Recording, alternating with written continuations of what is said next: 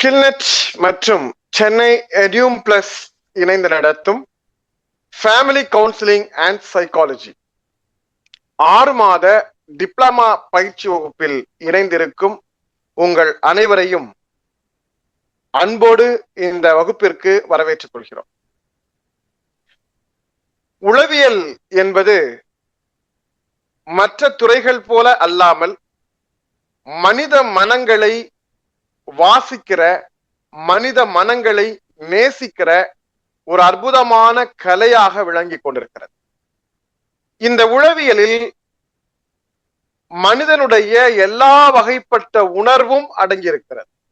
ஒவ்வொரு ஊர்களையும், ஒவ்வொரு பகுதிகளிலையும், இன்னும் சொல்ல போனால் ஒவ்வொரு குடும்பங்களிலும் உளவியல் ஆலோசகருக்கான தேவை இருக்கிறது. அந்த தேவையை பூர்த்தி செய்யக்கூடிய வகையில் தான் சென்னை எடியூம் பிளஸ் மற்றும் ஸ்கில்நெட் இணைந்து இந்த உளவியல் பயிற்சி வகுப்பை ஓராண்டாக நடத்தி கொண்டிருக்கிறது. கடந்த 6 மாத பேட்ச் நிறைவு செய்து இப்போது 2வது பேட்ச் நம்முடைய வகுப்பு அட்மிஷன் துவங்கி இருக்கிறது. இப்போது இதுவரை இணைந்திருப்பவர்களை கொண்ட அறிமுக வகுப்பை நாம் இங்கே நடத்துகிறோம். இன்னும் இந்த மாத இறுதி வரை இந்த வகுப்பிற்கான அட்மிஷன் எடுத்துக்கொள்ளப்படும். நேரடியாக வகுப்பில் 25 பேர் பயிற்சி பெறலாம். நேரடி வகுப்பில் பங்கேற்க இயலாதவர்கள் வீடியோக்கள் வழியாக பார்த்து கொள்ளலாம். அவர்களுக்கு ஏற்ற நேரத்தில், உதாரணமாக அவர்கள் வேலைக்கு செல்கிறார்கள், இன்னொரு இடத்தில் பணியாற்றுகிறார்கள், காலை நேரத்து வகுப்பு அவர்களால் பங்கேற்க முடியாது என்றால் அவர்கள் வீடியோக்கள் வழியாக பார்த்து கொள்ளலாம். எல்லா நோட்களும் ஒவ்வொரு நாள் வகுப்பும் அவர்களுக்கு டிஜிட்டல் PDF வடிவில் டெலகிராம் சேனல் வழியாக வழங்கப்படும். அதே போன்று வார வாரம் பயிற்சி வழங்கப்படும். நிறைய பேர் கவுன்சிலிங் கொடுத்துட்டு இருப்பாங்க. ஆனா ப்ராப்பரா ஒரு கவுன்சிலிங் எப்படி கொடுக்கணும் அப்படின்னா அதற்கான சில வழிமுறைகள் இருக்கு. அதுல பயன்படுத்துவதற்கு சில கருவிகள், டூல்ஸ் இருக்கு. அந்த கருவிகளை பயன்படுத்துகிற முறைகள், நுட்பங்கள் எல்லாமே இந்த பயிற்சி வகுப்பில் உங்களுக்கு மிக தெளிவாக தமிழில் வழங்கப்படுகிறது. இந்த பயிற்சி வகுப்பை நீங்கள் முழுமையாக பயன்படுத்திக் கொள்ள வேண்டும். நிறைவடைந்தால் நேஷனல் ஸ்கில் டெவலப்மெண்ட் கார்பரேஷன், இந்தியாவினுடைய மத்திய அரசினுடைய அங்கீகாரம் பெற்று மத்திய அரசினுடைய சென்ட்ரல் கவர்மெண்டுடைய அஃபிலியேஷன் போர்டு, திறன் மேம்பாட்டிற்காக மத்திய அரசு உருவாக்கி இருக்கக்கூடிய ஒரு board, national skill development corporation NSDC. அந்த NSDCல நம்முடைய இன்ஸ்டிடியூஷன் எடியூம் பிளஸ் சென்னை குளத்தூர் பொன்னியம்மன் மேட்டில் செயல்பட்டு கொண்டிருக்கிறது. கடந்த 8 ஆண்டுகளுக்கு மேலாக அவர்கள் பல்வேறு விதமான பயிற்சி வகுப்புகளை அங்கே நடத்தி கொண்டிருக்கிறோம். அந்த இன்ஸ்டிடியூஷன் வழியாக இந்த பயிற்சி வகுப்பு national skill development corporation registered செய்யப்பட்டு அதன் வழியாக இந்த பாட வகுப்பு நடத்தப்படுகிறது. தேர்வு நிறைவு செய்து வெற்றி பெறக்கூடியவர்களுக்கு NSDC உடைய சான்றிதழ், டிப்ளமா இன் ஃபேமிலி கவுன்சிலர் என்று உங்களுக்கு சர்டிபிகேட் வழங்கப்படும். இந்த சான்றிதழ் தமிழகத்தில் மட்டுமல்லாமல் தேசிய அளவில் நீங்கள் எந்த மாநிலத்தில் வேண்டுமானாலும் பயன்படுத்திக் கொள்ளலாம். நேரடியாக பயிற்சி ஆலோசனை மையங்களை அமைக்கலாம். நீங்கள் எங்களை போன்று திறன்களை வளர்த்து கொண்டால் பயிற்சி வகுப்புகளை நடத்தலாம். ஆன்லைன் ஆஃப்லைன் கன்சல்டன்டாக நீங்கள் இந்த சான்றிதழை வைத்துக் கொண்டு நீங்கள் பணியாற்றலாம். வாய்ப்பு கிடைத்தால் உங்களால் இந்த சான்றிதழை கொண்டு வேலை வாய்ப்பையும் மருத்துவமனைகள்ல அல்லது NGOக்கள்ல, ட்ரஸ்ட், மாவட்ட நிர்வாகம் ஏற்பாடு செய்கிற மகளிர் நலன், குழந்தைகள் பாதுகாப்பு அலகு, இது போன்ற இடங்களில் நீங்கள் வேலை வாய்ப்பை பெற முடியும். அதையும் தாண்டி நீங்கள் சுய தொழிலாக நீங்கள் இதை ஒரு கவுன்சிலராக, சைக்காலஜிஸ்டாக நீங்கள் பயன்படுத்த வேண்டும் என்றால் அந்த வகையிலும் நீங்கள் இதை பயன்படுத்திக் கொள்ளலாம். கூடுதலாக ஒரு செய்தி என்னவென்றால், கடந்த ஆண்டு UGC university grant commission distance education, தொலைதூர கல்வியில் சைக்காலஜி படிக்கும் வாய்ப்பை முற்றிலுமாக நிறுத்திவிட்டது. நேரடியாக கல்லூரியில் மட்டும்தான் சைக்காலஜி படிக்க முடியும். அதுவும் BSc சைக்காலஜி முடிச்சவங்க தான் MSc சைக்காலஜி படிக்க முடியும். வேற ரிலேட்டட் கோர்ஸ் படிக்கிறவங்க யாரும் இனி MSc சைக்காலஜி டைரக்டா சேர முடியாது. BSc சைக்காலஜி சேர்றதுக்கு என்ன லிமிடேஷன்னா, +1 +2ல சயின்ஸ் எடுத்திருக்கணும். அவங்க தான் BSc சைக்காலஜி சேர முடியும். 24 வயசு வரதான் இப்ப ஒரு காலேஜ்ல படிக்க முடியும், அட்மிஷன் பண்ண முடியும். முன்ன மாதிரி 30 வயசு 35 வயசுல எல்லாம் கல்லூரிகள்ல படிக்க முடியாது. சோ காலேஜ் ரெகுலரா ஸ்கூலை முடிச்சுட்டு அப்படியே காலேஜ்ல பிஎஸ்சி சைக்காலஜி சேரக்கூடியவங்களால தான் இனிமேல் வரக்கூடிய காலத்தில் சைக்காலஜிஸ்டாக உருவாக முடியும். டிஸ்டன்ஸ் எஜுகேஷன்ல இருந்த வாய்ப்பு இப்ப கிடையாது. சோ இந்த சூழல்ல தான் நாம இந்த பயிற்சி வகுப்பை diploma vocational diploma training programme அப்படின்னு தொழில்சார் திறன் மேம்பாட்டு பயிற்சி வகுப்பாக நடத்துகிறோம். நமக்கு இந்த ஆப்ஷன் தான் இனிமேல் நீங்க அதாவது டிகிரி இல்லாம உளவியல் ஆலோசகராக உருவாகணும்னு நினைக்கிறவங்களுக்கு இது மாதிரி ஆப்ஷனை மட்டும்தான் பயன்படுத்த முடியும். சோ இந்த வாய்ப்பு உங்களுக்கு கிடைத்திருக்கக்கூடிய ஒரு அரிய வாய்ப்பு. பயன்படுத்திக் கொள்ளக்கூடியவர்களுக்கு தொழில் ரீதியாகவும் வேலை வாய்ப்பு ரீதியாகவும் நீங்களே ஒரு சமூகத்திற்காக பணியாற்ற வேண்டும் என்று நினைத்தால் அதற்காகவும் நீங்கள் இதை முழுமையாக பயன்படுத்திக் கொள்ள முடியும். அந்த வகையில் இந்த 6 மாத டிப்ளமா பயிற்சி வகுப்பில் நீங்கள் என்ன கற்றுக்கொள்ள போகிறீர்கள் என்பதை பற்றிய ஒரு அறிமுக வகுப்பு தான் நாம் இப்போது பார்க்க போகிறோம். அடுத்த 6 மாதம் திங்கள் செவ்வாய் புதன் ஆகிய 3 நாட்கள் காலை 10 மணி முதல் 11:30 மணி வரை இந்திய நேரத்தில் இந்த பயிற்சி வகுப்பு நடத்தப்படும்.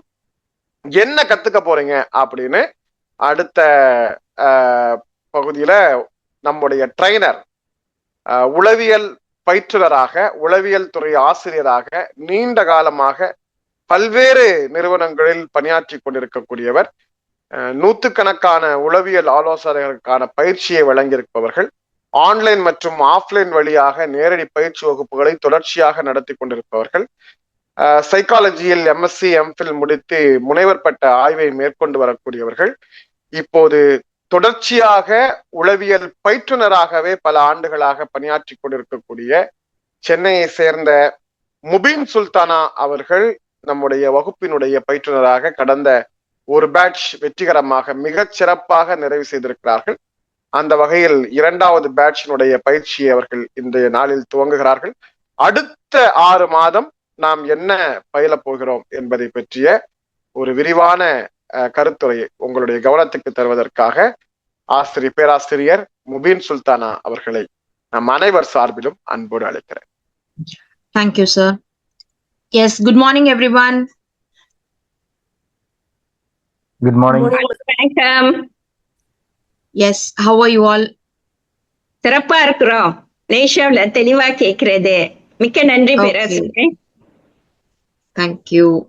So நம்ம இப்போ second batch of family counselling and psychology கோர்ஸை பிகின் பண்றோம். இதனுடைய அந்த கோர்ஸ்ல நம்ம என்னென்ன எக்ஸ்பெக்ட் பண்ணலாம், 6 மந்த்ஸ்ல இருக்கக்கூடிய சிலபஸ், நீங்க கத்துக்க போற விஷயங்கள், எப்படி நீங்க இதை பயன்படுத்த முடியும், அதை சார்ந்த விஷயங்கள் நம்ம டிஸ்கஸ் பண்ணலாம். ஆல்ரைட், நான் ஸ்கிரீனை பிரசன்ட் பண்ணிடுறேன்.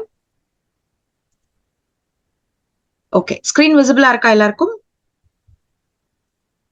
Yes ma'am. Okay, so it is a 6-month diploma course. Sir சொன்ன மாதிரி இதுல பாத்தீங்கன்னா family therapy, family counselling. So ஏன் நாம ஃபேமிலி கவுன்சிலிங் அண்ட் சைக்காலஜியை டிஸ்கஸ் பண்றோம் அப்படின்னு பாத்தீங்கன்னா, ஒவ்வொரு நபருக்குமே உளவியல் சார்ந்த விஷயங்கள் ரொம்ப முக்கியமா இருக்கு. ஏன் முக்கியமா இருக்குன்னா, psychology is the study of behaviour அப்படின்னு சொல்லுவோம். ஒரு நடத்தையை நம்ம புரிஞ்சுக்கணும் அப்படின்னா, ஏன் அந்த நபர் அப்படி நடந்துக்கிறாங்க, நம்ம ஏன் நம்ம நடத்தையில இப்படி இருக்கோம், ஒரு சில சின்ன சின்ன ட்ரிகர்ஸ், சின்ன சின்ன ஸ்பார்க்ஸ் எல்லாமே என்ன பண்ணுது அப்படின்னா நம்மளுடைய பிஹேவியரை எக்ஸாஜரேட் பண்ணுது. நமக்கு சீக்கிரமா கோபம் வருது, இல்லைன்னா இமோஷனல் ஆயிடுறோம், அப்செட் ஆயிடுறோம். அப்ப ஒரு நபருடைய பிஹேவியரை நம்ம புரிஞ்சுக்கணும். அது நம்மளுடைய பிஹேவியராக கூட இருக்கலாம். நமக்கு பேசிக்கா சைக்காலஜியுடைய நாலேஜ்ங்கிறது நமக்கு தேவைப்படுது. அதிலும் குறிப்பா ஸ்பெசிபிக்கா நம்ம சொன்னோம் அப்படின்னா family counselling and psychology. Family சைக்காலஜியுடைய நாலேஜ் எதுக்கு அப்படின்னு பாத்தீங்கன்னா, ஒவ்வொரு நபருக்கும் இருக்கக்கூடிய பேசிக்கான சப்போர்ட் சிஸ்டமே ஃபேமிலி தான். ஒரு நபர் தனித்துவமாக as an இண்டிவிஜுவலா சிறந்த நபராக விளங்கணும் அப்படின்னா கூட அவங்களுக்கு என்ன வேண்டியது இருக்கு, ஃபேமிலியுடைய சப்போர்ட் சிஸ்டம் அதி தீவிரமாக தேவையா இருக்கு. அடுத்த கட்டமாக இந்த நபர் வளர்ந்து அவங்க ஒரு இண்டிவிஜுவலாக தன்னுடைய கரியர்ல போக்கஸ் பண்ணணும் அப்படின்னா கூட ஃபேமிலியுடைய சப்போர்ட்ங்கிறது தேவையா இருக்கு. சோ இந்த ஃபேமிலி சப்போர்ட் கிடைக்காத பட்சத்துல என்ன ஆகுதுன்னா, ஒரு நபர் தன்னுடைய இண்டிவிஜுவல் ஸ்ட்ரென்த்ஸ் என்ன அப்படின்றத ரெக்கக்னைஸ் பண்ண முடியறது இல்ல. ஒரு நபர்கிட்ட ஸ்ட்ரென்த்ஸ் இருந்தாலும் கூட அதை சிறப்பா எப்படி வெளிப்படுத்துறது, அதை எப்படி நாம யூஸ் பண்ணிக்கிறது அப்படின்றத அவங்களுக்கு புரியறது இல்லை.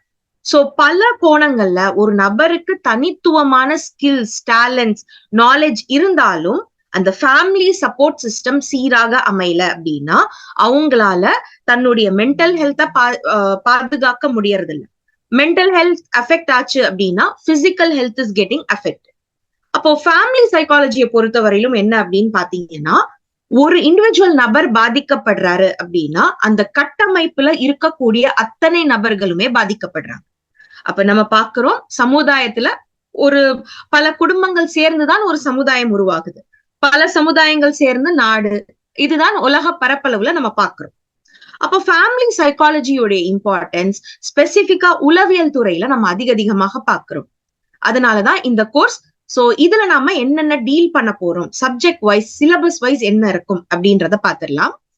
சோ 6 months கோர்ஸ்ல வந்து தியரிட்டிக்கல் கான்செப்ட் ஒரு சிலது இருக்கும், அதை பேஸ் பண்ணின பிராக்டிக்கல் கேஸ் ஸ்டடி மாதிரியான விஷயங்கள், அசைன்மெண்ட்ஸ், இது எல்லாமே கூட இருக்கு. சோ நீங்க அந்த அசைன்மெண்ட்ஸ், பிராக்டிக்கல் ஒர்க்ஸ் இதெல்லாம் செஞ்சு நீங்க கொடுக்கும்போது அதுக்கான ஒரு ஓவர்வியூ, நீங்க கரெக்டா தான் பண்ணிருக்கீங்களா, இல்ல அதுல எதுனா மாடுலேஷன்ஸ் தேவைப்படுதா அப்படின்ற விஷயங்கள், அந்த ஃபீட்பேக்ஸ் எல்லாமே வந்து உங்களுக்கு கொடுக்கப்படும். சரி, சோ நம்ம என்ன பார்ப்போம் அப்படின்னா, பேசிக்கா ஃபேமிலினா என்ன, ஃபேமிலியுடைய கட்டமைப்பு எப்படி இருக்கு, ஃபேமிலி சைக்காலஜி சார்ந்து இருக்கக்கூடிய தியரி, அதாவது பல உளவியலாளர்கள் வந்து இதுல வந்து ரிசர்ச்சஸ் பண்றாங்க இல்லையா. சோ ஸ்பெசிபிக்கா எல்லா விஷயங்களுமே வந்து இந்த குடும்பவியல் சார்ந்து, ஃபேமிலிய சார்ந்துதான் நம்ம பார்க்க போறோம். சோ எல்லாமே எவிடன்ஸ் பேஸ்டு கான்செப்டாக தான் இருக்கும். ஏதோ இங்க அங்க இருந்து கலெக்ட் பண்ணி சொன்னது கிடையாது. உளவியல்ல ரிசர்ச் பேஸ்ட் ப்ரூவன் டெக்னிக்ஸ் தான் நம்ம டிஸ்கஸ் பண்ண போறோம். சோ அதை வச்சு உங்களுடைய கவுன்சிலிங் பிராக்டிஸ்ல, உங்களுடைய இந்த ஃபேமிலி சைக்காலஜியுடைய அண்டர்ஸ்டாண்டிங்ல நீங்க எப்படி பயன்படுத்துறது, அந்த மாதிரியான ஒரு இன்ட்ரடக்ஷன் நம்ம ஸ்டார்டிங்ல நம்ம பார்ப்போம். So what is family, types of family என்ன, family psychologyனா என்ன. சோ பல பேர் வந்து சைக்காலஜியுடைய பேக்ரவுண்ட் இல்லாம கூட இங்க ஜாயின் பண்ணிருப்பீங்க. அப்ப சைக்காலஜியுடைய பேசிக் தியரிஸ் எங்கெங்க தேவைப்படுதோ, அந்த கான்செப்ட்ஸ் எங்கெல்லாம் தேவைப்படுதோ அந்த கான்செப்ட்ஸ் நம்ம அங்கங்க டிஸ்கஸ் பண்ணுவோம். சோ கவுன்சிலிங்க சார்ந்து இருக்கக்கூடிய விஷயங்கள், அதாவது எத்திக்ஸாக இருக்கலாம், கவுன்சிலிங்க பத்தி இருக்கக்கூடிய மித்ஸ் அண்ட் மிஸ்கன்செப்ஷன்ஸ நம்ம போக்குறதாக இருக்கலாம், ஸ்டெப் பை ஸ்டெப் அப்ரோச்ல நம்ம எப்படி கவுன்சிலிங்க கொடுப்போம், அந்த மாதிரியான விஷயங்கள் எல்லாம் நம்ம இங்க பார்ப்போம். சோ ஃபேமிலி சைக்காலஜியை பொறுத்தவரையிலும் என்ன அப்படின்னா, பேசிக் கான்செப்ட்ஸ் ரிலேட்டட் டு ஃபேமிலி. ஒரு குடும்பம் அப்படின்னு இருக்குன்னா அந்த குடும்பம் அப்படின்னு சொல்லக்கூடிய கட்டமைப்புல இது வரைக்கும் ரிசர்ச் பேஸ்டாக ப்ரூவ் ஆயிருக்கக்கூடிய முக்கியமான தியரிஸை நம்ம டிஸ்கஸ் பண்ணுவோம். அதை பேஸ் பண்ணி நம்ம என்ன, அந்த நாலேஜை பேஸ் பண்ணி நம்ம எப்படி நம்ம பிராக்டிக்கல் இம்ப்ளிகேஷன்ஸ்ல நம்ம ஒர்க் பண்ண முடியும் அப்படின்ற கான்செப்ட் நம்ம பார்ப்போம். சோ நிறைய பேசிக்கான சைக்காலஜி சார்ந்த ஒரு சில டெர்மினாலஜிஸ் இருக்கும். ஃபேமிலி ஃபங்க்ஷனிங்கா இருக்கலாம், ஃபேமிலி டைனமிக்ஸா இருக்கலாம், அந்த அசஸ்மெண்ட்டுக்கு யூஸ் பண்ணப்படுற டூல்ஸாக இருக்கலாம். இது எல்லாமே நம்ம இன்ட்ரடக்ஷன்ல நம்ம பார்ப்போம். ஓகே, அடுத்ததாக என்ன அப்படின்னு பாத்தீங்கன்னா, இந்த தியரிஸ் எல்லாம் ஒரு ஃப்ரேம் ஒர்க் மாதிரி நமக்கு இருக்கு இல்லையா. நிறைய ரிசர்ச்சர்ஸ் அவங்க ஆராய்ச்சி மூலியமாக நிறைய ஃபேமிலிஸ, தௌசண்ட்ஸ் ஆஃப் ஃபேமிலிஸ அவங்க ரிசர்ச்ல ஸ்டடி பண்ணி ஒரு சில தியரிஸ், ஒரு சில ஃப்ரேம் ஒர்க்ஸை நமக்கு கொடுத்துருக்காங்க. சோ அந்த நாலேஜை பேஸ் பண்ணி நம்ம அடுத்த கட்டத்துக்கு நம்ம பிராக்டிஸை எப்படி கொண்டுட்டு போறது, அவங்க சொல்லி இருக்கக்கூடிய அந்த நாலேஜ் என்ன, அந்த ரிசர்ச் உடைய அவுட்புட் என்ன, அது நமக்கு எந்த வகையில பயனுள்ளதாக இருக்கும். சோ ஒரு ஃபேமிலி கான்செப்ட் அப்படின்னு எடுத்துக்கிட்டோம்னா பல நபர்களுக்கு பல விதமான கண்ணோட்டங்கள் இருக்கு. சோ உளவியல்ல நம்ம என்ன சொல்றோம் அப்படின்னா, ஒவ்வொரு நபருக்குமே வந்து இந்த கண்ணோட்டங்கள் மாறும். எதனால மாறுது அப்படின்னா, ஒவ்வொரு நபருக்குமே வந்து தனித்துவமான ஒரு அடையாளம், ஐடென்டிட்டி, இண்டிவிஜுவலிஸ்டிக் பர்சனாலிட்டி அப்படின்றது இருக்கு. எல்லாருமே ஒரே திசையில யோசிக்க முடியாது, ஒரே திசையில நம்ம பார்க்க முடியாது. ஒரு நபர் ஒரு ஆங்கிள் இருந்து ஒரு நம்பரை 6 பாக்குறாரு. ஃபார் எக்ஸாம்பிள் ஒரு நம்பர் 6 நான் காட்டுறேன்னு வச்சுக்கோங்க. அப்ப அந்த நபர் வந்து ஒரு ஆங்கிள் பார்க்கும்போது அது நம்பர் 6 தெரியுது, வேற ஒரு கோணத்துல இருந்து பார்க்கும்போது அது நம்பர் 9 தெரியுது. சோ இங்க என்ன வருது அப்படின்னா, நான் சொல்லக்கூடிய கண்ணோட்டம் தான் கரெக்ட், இன்னொரு நபர் இன்னொரு ஆங்கிள் இருந்து பார்த்து சொல்லக்கூடிய கண்ணோட்டம் தப்பு. சோ இந்த பெர்செப்ஷன், கண்ணோட்டத்துல ஒரு வேறுபாடு இருக்கு இல்லையா, இதனால பல நபர்கள் முரண்படுறாங்க. ஏன் இந்த கண்ணோட்டத்துல வித்தியாசம் ஏற்படுது அப்படின்னா, இது வந்து நேச்சர் வர்சஸ் நர்ச்சர் அப்படின்னு சொல்லுவோம். சில நபர்களுக்கு ஜெனட்டிக்கலாகவே இந்த டிஃபரன்சஸ் அப்படின்றது இருக்கு. அதாவது நம்ம அம்மா அப்பா சொல்லி கொடுத்த விஷயங்கள், நம்ம அம்மா அப்பா ஃபீல் பண்ண, எக்ஸ்பீரியன்ஸ் பண்ண விஷயங்கள், ஒரு சிலது நமக்கு பை பர்த்தாகவே ஜெனட்டிக்கலாகவே ஒரு சில பர்சனாலிட்டி ட்ரையட்ஸ் கேரக்டர் அப்படின்றது நமக்குள்ளார வந்திருக்கு. அதே மாதிரி நம்ம நிறைய விஷயங்கள் நம்ம வாழ்க்கையில கடந்து வரோம். த்ரூ எக்ஸ்பீரியன்ஸ் நிறைய விஷயங்களை நம்ம கத்துக்கிறோம். அப்போ ஒவ்வொரு படிக்கல்லையும் ஒவ்வொரு டெவலப்மெண்டல் ஸ்டேஜ்லயும் நமக்கு ஒரு புது அனுபவம் அப்படின்றது கிடைக்குது. ஒரு குழந்தையாக இருக்கும்போது நம்ம பார்க்கக்கூடிய கண்ணோட்டம் வேற மாதிரி இருக்கு. அதே நம்ம ஒரு அனுபவம் நமக்கு கிடைக்குது. டீச்சர்ஸ் கிட்ட நம்ம பழகுறோம், அவங்க நாலேஜ், அவங்க கலாச்சாரம் சார்ந்து இருக்கக்கூடிய விஷயங்கள் அதெல்லாம் நம்ம கத்துக்கும் போது இப்ப ஃபேமிலியில கத்துக்கிட்ட விஷயங்களுக்கும் நம்ம ஸ்கூல்ல நம்ம காலேஜ்ல போய் கத்துக்கிட்ட விஷயங்களுக்கும் ஒரு மாறுபாடு அப்படின்றது ஏற்படும். சோ இந்த மாதிரிதான் ஒவ்வொரு நபருடைய பிஹேவியர், ஒவ்வொரு நபருடைய கண்ணோட்டமும் வந்து ஷேப் ஆகும்.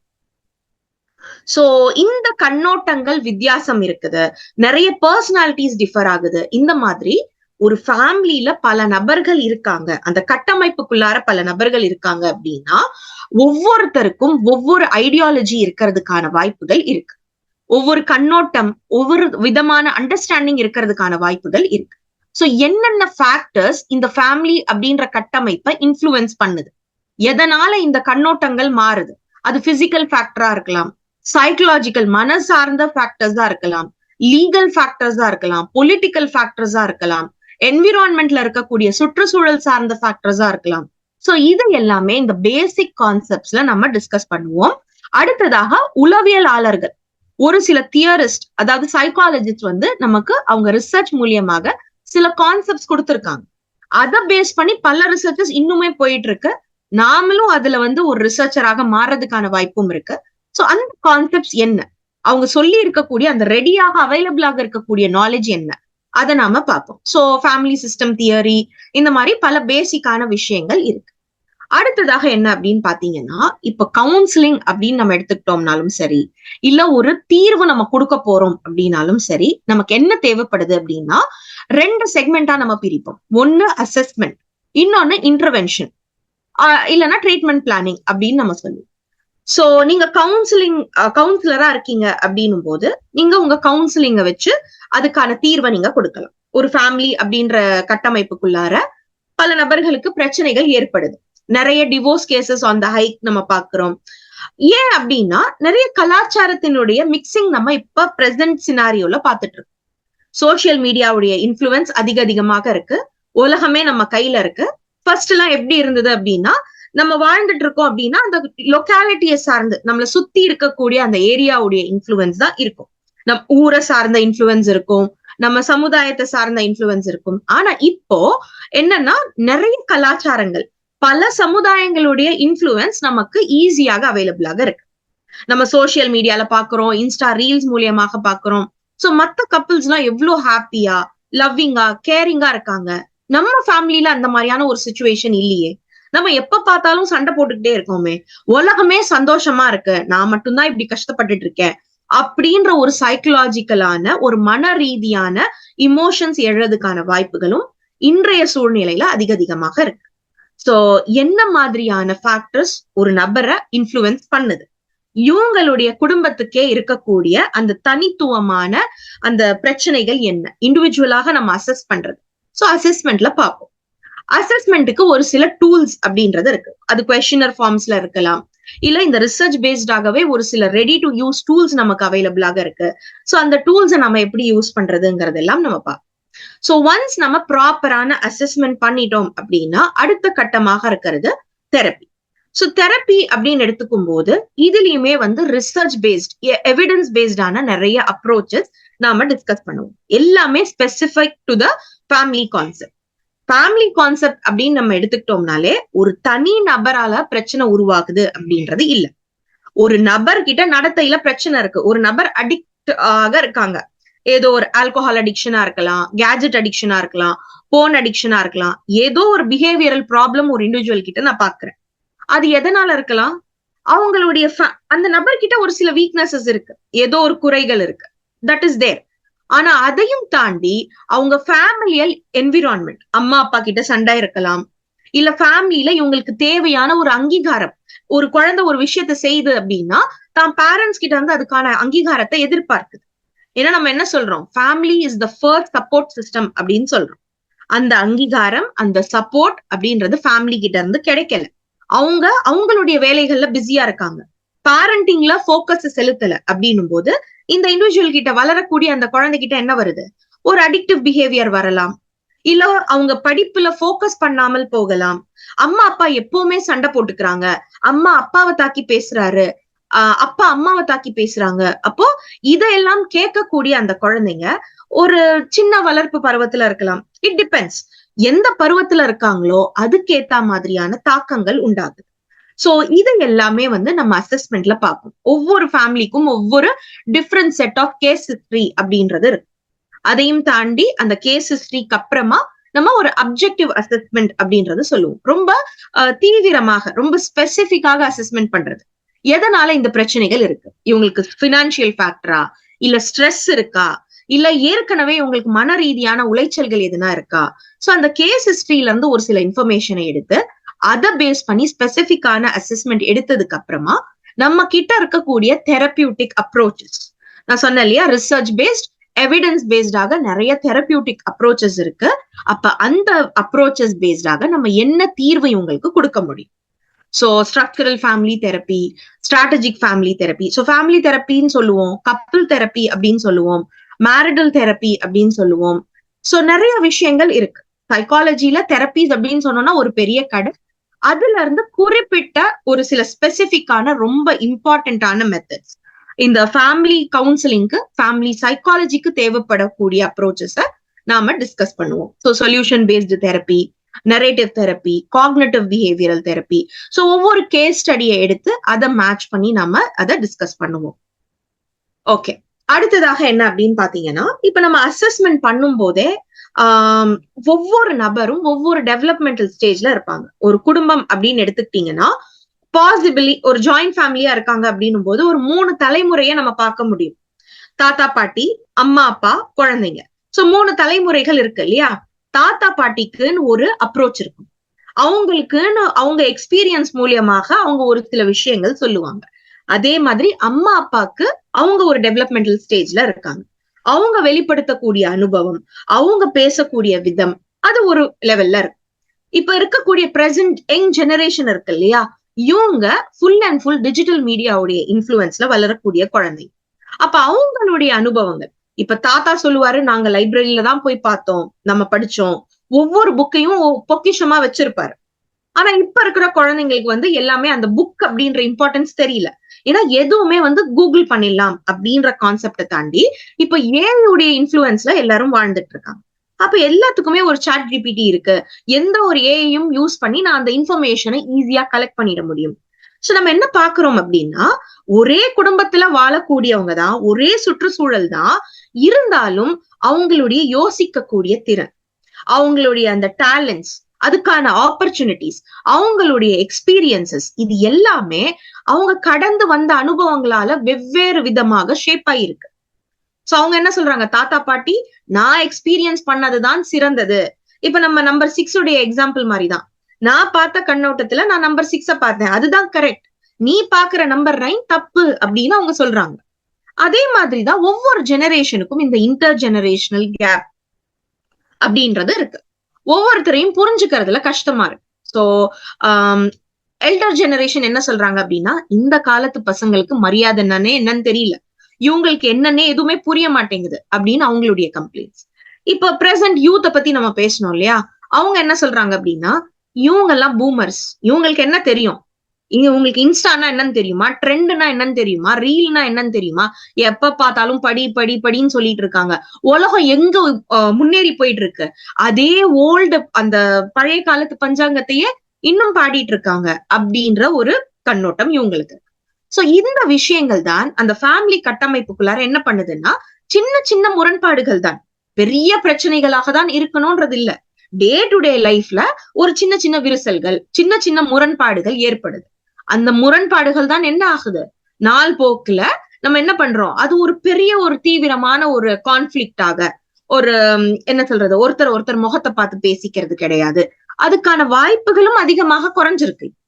என்ன அப்படின்னு பாத்தீங்கன்னா, சோசியல் மீடியாவுடைய இன்ஃபுளுன்ஸ், கேஜெட் உலகத்துல நம்ம வாழ்ந்துட்டு இருக்கோம். பக்கத்துல ரூம்ல இருக்கிறவங்களையே கூப்பிடணும்னா கூட நம்ம என்ன பண்றோம், டெக்ஸ்ட் பண்ணி கூப்பிடுறோம், மிஸ்ட் கால் கொடுக்குறோம். So human face to face interaction அப்படின்றது வந்து ரொம்பவே குறைஞ்சிருக்கு. அதனுடைய தாக்கங்களும் நம்ம இப்ப ஃபேமிலி சினாரியோக்குள்ளார பாக்குறோம். ஏன்னா அந்த ஹியூமன் இன்ட்ராக்ஷன் இருந்தது அப்படின்னா ஒரு பர்சனல் கனெக்ட் அப்படின்றது இருக்கு. அந்த பர்சனல் கனெக்ட் எல்லாமே டிஜிட்டல் கனெக்டாக மாறி இருக்கக்கூடிய ஒரு யுகத்துல நம்ம வாழ்ந்துட்டு இருக்கோம். அது ஏற்படுத்தி இருக்கக்கூடிய சேலஞ்சஸும் அதிகமாக இருக்கு. மத்த கலாச்சாரங்கள், மத்த சமுதாயங்களுடைய திணிப்புகள் அதிகமாக இருக்கு. சர்வசாதாரணமா லிவ் இன் ரிலேஷன்ஷிப் அதெல்லாம் நம்ம கலாச்சாரத்துல இல்லாத ஒரு விஷயம். இப்ப நம்ம வெஸ்டர்ன் கல்ச்சர் மூலியமாக, மத்த கலாச்சாரங்களுடைய டாமினன்ஸ் மூலியமாக அது நம்ம சொசைட்டிலையும் நம்ம பாக்குறோம். இது எல்லாம் ஹேண்டில் பண்றதுக்கு நம்ம எக்யூப்டா இல்ல. இது ஒரு புது சேலஞ்சா நம்ம சொசைட்டில நம்ம பாக்குறோம். நமக்குன்னு ஒரு சில மரபு ரீதியான விஷயங்கள், ஒரு கலாச்சாரம் சார்ந்த விஷயங்கள் நம்ம ஃபாலோ பண்ணிக்கிட்டு இருந்தோம். இப்ப புதுசா இருக்கக்கூடிய ஜெனரேஷன் அதுல ஒரு புதுமையை ஏற்படுத்தும் போது மத்த ஜெனரேஷன்ஸ், ஃபேமிலியில இருக்கக்கூடிய எல்டர்ஸா இருக்கலாம், அப்பா அம்மாவா இருக்கலாம், அதை அக்செப்ட் பண்ணிக்கிறது ரொம்பவே கஷ்டமாக இருக்கு. அதை டீல் பண்றது கஷ்டமாக இருக்கு. அதன் காரணமாக நம்ம என்ன பாக்குறோம்? பேரண்ட்ஸ் கிட்ட இருந்து குழந்தைங்க பிரிஞ்சு போறத பாக்குறோம். மேரிட்டல் லைஃப்குள்ளார ஆண்களுக்கு பெண்களுக்குன்ற ஒரு தனித்துவம் இருக்கு. நம்ம எல்லாருக்குமே தெரியும், ஆண்களும் பெண்களும் உடல் ரீதியாக வெவ்வேறாக இருக்காங்க. சோ பிசிக்கல் டிஃபரன்ஸ் எல்லாருக்குமே தெரியும். ஆனா சைக்கலாஜிக்கல் டிஃபரன்ஸும் எப்படி பிசிக்கல் டிஃபரன்ஸ் எக்ஸிஸ்ட் ஆகுதோ அதே மாதிரிதான் சைக்கலாஜிக்கல் டிஃபரன்ஸும் எக்ஸிஸ்ட் ஆகுது. அது யாருமே புரிஞ்சுக்கிறது இல்ல.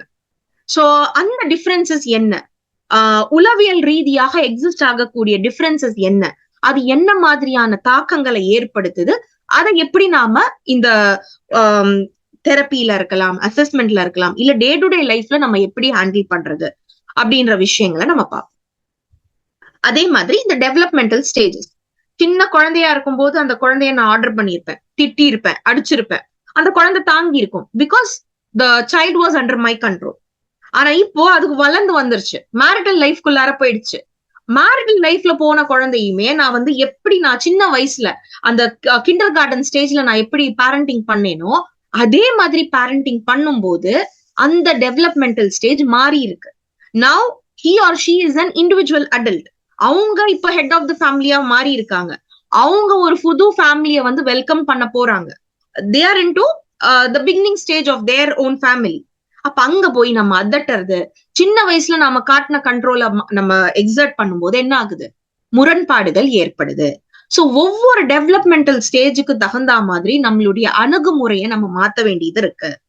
அப்ப எல்லாமே பேரண்ட்ஸ் தான் மாத்தணுமா? கிடையாது. நம்ம அந்த ஃபேமிலி அப்படின்ற ஃப்ரேம் ஒர்க்ல ஒவ்வொரு நபரும் ஒவ்வொரு டெவலப்மெண்டல் ஸ்டேஜ்ல இருக்காங்க. அதுக்கேத்த மாதிரியான தாக்கங்களும் மாறுது.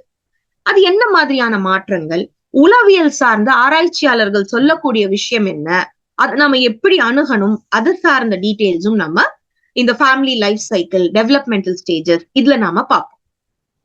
ஓகே, அடுத்ததாக ஃபேமிலி சைக்காலஜி அப்படின்னு சொன்னோம்னாலே ரொம்ப முக்கியமான விஷயம் என்ன அப்படின்னு பாத்தீங்கன்னா மேரிட்டல் கவுன்சிலிங் அப்படின்றது இருக்கு. சோ நிறைய மேரேஜஸ் நம்ம என்ன ரீசன் வேணாலும் சொல்லலாம், மாற்று கலாச்சாரங்களுடைய இன்ஃப்ளூயன்ஸ்னால இருக்கு, விமன் எம்பவர்மெண்ட்னால இருக்கு. சோ ஃபர்ஸ்ட் எல்லாம் எப்படின்னா கல்லானாலும் கணவன், புல்லானாலும் புருஷன் அப்படின்ற ஒரு கான்செப்ட் இருந்தது. கல்யாணம் அப்படின்னு சொல்றது வந்து 1000 காலத்து பயிர் அப்படின்ற கலாச்சாரம் சார்ந்த இன்ஃப்ளூயன்ஸ் இருந்தது. ஆனா இப்ப என்ன அப்படின்னா ஒரு சின்ன ஒரு முரண்பாடாக இருந்தாலும் டிவோர்ஸ் அப்படின்ற ஒரு தாக்கம் நம்ம பாக்குறோம். அப்ப டிவோர்ஸ் ரேட் அப்படின்றது ஹையாக இருக்கு. டிவோர்ஸ் ரேட் அதிகமாக இருக்கிறதுனால நம்ம பல சினாரியோஸ் நம்ம பாக்குறோம். என்ன அப்படின்னா பிசிக்கல் ஹெல்த் பாதிக்கப்படுது, மென்டல் ஹெல்த் பாதிக்கப்படுது. அதிகமாக பாதிக்கப்படுறது யாரு அப்படின்னு பாத்தீங்கன்னா அந்த மேரேஜ் மூலியமாக குழந்தைங்க இருக்காங்க அப்படின்னா அவங்களுடைய மென்டல் அண்ட் பிசிக்கல் ஹெல்த் பாதிக்கப்படுது. அவங்க இளம் பருவத்துல ஒரு டெவலப்மெண்டல் ஸ்டேஜ்ல அவங்க இருக்காங்க. அவங்களுக்கு ஒரு சில தேவைகள் இருக்கு. பேரண்ட்ஸ் கிட்ட இருந்து அக்கறை, அன்பு, அரவணைப்பு இது எல்லாமே தேவையா இருக்கு. அந்த ஸ்டேஜ்ல பேரண்ட்ஸ் என்ன பண்ணிட்டு இருக்காங்க, நீ யாரு நான் யாரு அப்படின்ற அவங்களுடைய இண்டிவிஜுவல் ஐடென்டிட்டியை தான் ஃபோக்கஸ் பண்ணிட்டு இருக்காங்க. நீ சொல்றது தப்பு, நான் சொல்றது தான் கரெக்ட். சோ இங்க பேரண்டிங் அப்படின்றது ரொம்பவே குறைஞ்சு போயிடுது. சோ இந்த மாதிரியான விஷயங்கள், சோ குழந்தைங்க நிறைய பாதிக்கப்படுது. இப்ப இது எங்க இருந்து பிகின் ஆகுது அப்படின்னா நம்ம மேரிட்டல் பாண்டுக்குள்ளார வர்றோம் இல்லையா, அந்த பாண்டுல என்ன ஒரு எக்ஸ்பெக்டேஷன்ஸ கொண்டு வர்றோம். ஏன்னா நம்ம என்ன நினைச்சிட்டு இருக்கோம் அப்படின்னா, ஆண்கள் பெண்கள், அதாவது ஒரு ஆண் ஒரு பெண் இணைந்து ஒரு ஃபேமிலியை உருவாக்குறாங்க, ஒரு கப்பிள் இல்லையா? சோ இவங்க உடல் ரீதியாக மாறுபடுறாங்க அப்படின்றது நம்ம எல்லாருக்குமே தெரியுது. ஆனா மன ரீதியான வேறுபாடுகள் இருக்கு. அதை நம்ம அக்செப்ட் பண்ணணும். சில அந்த அணுகுமுறை அதுக்கேத்த மாதிரி நம்ம மாத்தி அமைச்சுக்கணும். அப்பதான் ஃபேமிலியை நம்ம சுமூகமாக எடுத்துட்டு போக முடியும். என்ன அப்படின்னா, ஒரு சின்ன சின்ன முரண்பாடுகள் வருது இல்லையா, ஒரு கருத்து வேறுபாடு அப்படின்றது எக்ஸிஸ்ட் ஆகுது இல்ல, அந்த கருத்து வேறுபாடு வந்த உடனே என்ன நினைக்கிறாங்கன்னா, இவர் எனக்கான நபர் கிடையாது அப்படின்ற ஒரு மைண்ட் செட்டுக்கு போயிடுறாங்க. நான் இந்த மேரேஜ்ல வந்து நிறைய, அதாவது நம்ம மூவிஸ்ல பாக்குறோம், சோசியல் மீடியால பாக்குறோம், எல்லாமே ஃபேண்டசிஸ், ரொமான்ஸ், இதுதான் நிறைஞ்சதாக இருக்கும் வாழ்க்கை அப்படின்ற ஒரு ஏக்கத்தோட, ஒரு எதிர்பார்ப்போட ரெண்டு நபர்களும் இணைறாங்க. சோ இந்த எதிர்பார்ப்புகள் கரெக்டானது தானா? இந்த எதிர்பார்ப்பை பூர்த்தி செய்யற மாதிரிதான் நீங்க ஸ்பௌஸ செலக்ட் பண்ணிருக்கீங்களா அப்படின்ற விஷயங்கள் எல்லாமே ப்ரீ மேரிட்டல் கவுன்சிலிங்குள்ளார நம்ம பார்ப்போம். ஏன் இந்த ப்ரீ மேரிட்டல் கவுன்சிலிங் அப்படின்னு பாத்தீங்கன்னா, மேரேஜுக்குள்ளார வந்ததுக்கு அப்புறமா வானமே இடிஞ்சு விழுற மாதிரி ஒரு சினாரியோ ஏற்படுது இல்லையா, ஒரு பிக் ப்ளோ அப்படின்றது கிடைக்குது. நான் இப்படி நினைக்கவே இல்லை, இன்னும் இன்லாஸ் எல்லாம் இப்படி பேசுறாங்க, என்ன என் ஹஸ்பண்ட் இப்படி இருக்காரு, நான் இப்படி இருப்பாருல்ல நினைச்சேன். இந்த ப்ளோஸ் எல்லாம் ஓரளவுக்கு நம்ம தணிக்க முடியும். அந்த மேரிட்டல் லைஃபை நம்ம எப்படி அட்ஜஸ்ட்மெண்ட் அண்ட் பிளெக்சிபிலிட்டியோட எடுத்துட்டு போறது, எங்க நாம வந்து ஸ்டாண்ட் பண்ணணும், எங்க நாம பிளெக்சிபிளா விட்டு கொடுக்கணும், வரக்கூடிய ஸ்பௌஸ் கிட்ட இருந்து என்ன விஷயங்களை நம்ம எதிர்பார்க்கலாம் அப்படின்ற ஒரு விதமான assessment and counselling pre marital கவுன்சிலிங்குள்ளார நடக்கும். இதனால என்ன அப்படின்னா, மேரேஜ் வந்து ப்ரீ மேரிட்டல் கவுன்சிலிங் பண்ணிட்டீங்கன்னா marriage is gonna be the bed of roses, எல்லாமே சுமூகமா இருக்கும், உங்களுக்குள்ளார எந்த பிரச்சனையும் வராது அப்படின்ற எந்த உத்தரவாதமும் கொடுக்க முடியாது. ஆனால் நம்ம ஒரு பெரிய ஒரு ப்ளோ கிடைக்குது இல்லையா, இப்படி இருக்கும் நான் நினைச்சு கூட பார்க்கல, என் வாழ்க்கையே வீணா போச்சு அப்படின்ற ஒரு இடிஞ்சு விழுறக்கூடிய ஒரு தன்மை இருக்கு இல்லையா, ஒரு தருணம் இருக்கு இல்லையா, அதை நாம அவாய்ட் பண்ண முடியும். யதார்த்தம் என்ன அப்படின்னு பாத்தீங்கன்னா, ஒரு சில முரண்பாடுகள் இருக்கதான் செய்யும். மனிதர்களாக இருக்கக்கூடிய நமக்கு டிஃபரன்ஸ் ஆஃப் ஒப்பீனியன், கண்ணோட்டங்கள் மாறுது. அந்த நம்பர் 6 அண்ட் நம்பர் 9 உடைய எக்ஸாம்பிள் தான். நான் தான் கரெக்ட் அப்படின்றது இல்ல, நம்ம என்ன பண்ணணும்னா, நான் கரெக்ட் தான், அதே மாதிரி அவங்களும் கரெக்டா இருப்பாங்க அப்படின்ற ஒரு வியூ, ஒரு மல்டிபிள், அதாவது அந்த மல்டி விஷன் நமக்கு இருந்தது அப்படின்னா நமக்கு புரிதல்கள் ஈஸியாக இருக்கும். ஆனா நிறைய நபர்களுக்கு ஜட்ஜ்மெண்டல் லென்ஸ் அப்படின்றதுதான் இன்றைய சூழ்நிலையில நம்ம பாக்குறோம். நான் எப்படி பார்க்கணும்னு நினைக்கிறேனோ அப்படிதான் நான் பாக்குறேன். ஒரு நபர் கரெக்டா தப்பா, அவங்க என்ன யோசிக்கிறாங்க, அவங்க கண்ணோட்டத்துல இருந்து நம்ம எப்பவும் பாக்குறது இல்ல. எனக்கு தெரிஞ்ச கண்ணோட்டம், நான் என்ன பாக்குறேனோ அதை கொண்டு அவங்களுடைய ஒரு கேரக்டர் போர்ட்ரேலாக நம்ம பார்த்துட்டு, அவங்க பிரச்சனை, அவங்க திருந்தணும், ஆனா அங்க பிரச்சனையே இருக்காது. அங்க பிரச்சனை என்னவாக இருக்கலாம், ஒரு சில நேரங்கள்ல நம்ம விஷன் தான் பிரச்சனையா இருக்கலாம். நான் ஒளியா இருக்கக்கூடிய நல்ல சன்ஷைன் இருக்கக்கூடிய நேரத்துல ஒரு கருப்பு கண்ணாடியை மாட்டிக்கிட்டேன். அந்த கருப்பு கண்ணாடியில நான் எல்லாமே இருண்டலாக தான் தெரியுது. நல்ல சன்ஷைன் இருக்கு, ஆனாலும் எனக்கு வந்து எப்படி தெரியுது, எல்லாமே க்ளூமியா பிளாக்கா தான் தெரியுது. அப்ப நான் மாத்த வேண்டியது என்னவாக இருக்குன்னா, என்னுடைய கண்ணாடியை கலட்டி வச்சா எல்லாமே கரெக்டா இருக்கும். ஆனா பல நேரங்கள்ல நம்ம ஜட்ஜ்மெண்டல் லென்ஸை வச்சுக்கிட்டு குழந்தைங்களை ஜட்ஜ் பண்றோம், ஸ்பௌஸ ஜட்ஜ் பண்றோம், நம்ம பேரண்ட்ஸை ஜட்ஜ் பண்றோம். அப்ப ஜட்ஜ் பண்ணும்போது எங்க நாம தவறு பண்றோம் அப்படின்ற விஷயங்கள் நமக்கு தெரிய மாட்டேங்குது. அப்ப இதை சார்ந்த நுணுக்கங்கள் ஸ்பெசிபிக்கா ப்ரீ மேரிட்டல் கவுன்சிலிங்குள்ளார அதுக்குன்னு இருக்கக்கூடிய விஷயங்கள், தெரபிஸ், அசஸ்மெண்ட் டூல்ஸ், அதெல்லாம் நம்ம டிஸ்கஸ் பண்ணுவோம். சரி, ப்ரீ மேரிட்டல் கவுன்சிலிங் டிஸ்கஸ் பண்ணிட்டோம்.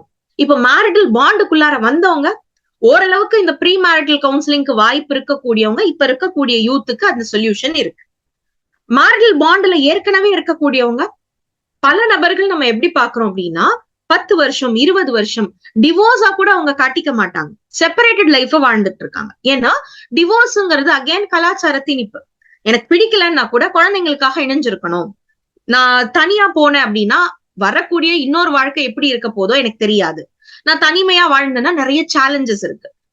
மானிட்டரி சேலஞ்சஸ் இருக்கலாம், அதாவது பினான்சியல் சேலஞ்சஸ். அதே மாதிரி கலாச்சாரம் சார்ந்து நமக்கு அந்தஸ்து இல்லாமல் போகலாம், சமுதாயத்துல ஒரு அந்தஸ்து இல்லாமல் போகலாம், டிவோர்ஸி அப்படின்னு சொல்லுவாங்க, குழந்தைங்க இதனால பாதிக்கப்படுவாங்க. ஆனா இந்த நபரோட என்னால சேர்ந்தும் வாழ முடியல அப்படின்னு பல தம்பதிகள் தன்னுடைய வாழ்க்கையே வந்து ஒரு ரொம்பவே ஒரு பெயின்ஃபுல்லான வாழ்க்கையாக, எந்த ஒரு இதுவும் இல்லாம ஒரு ரொபாட்டிக்கான ஒரு மெஷின் வாழ்ற மாதிரி, அதாவது ஒரே வீட்டுல ரூம்மேட்ஸ் வாழ்ற மாதிரி ஹஸ்பண்ட் அண்ட் ஒய்ஃப் வாழ்ந்துட்டு இருக்காங்க.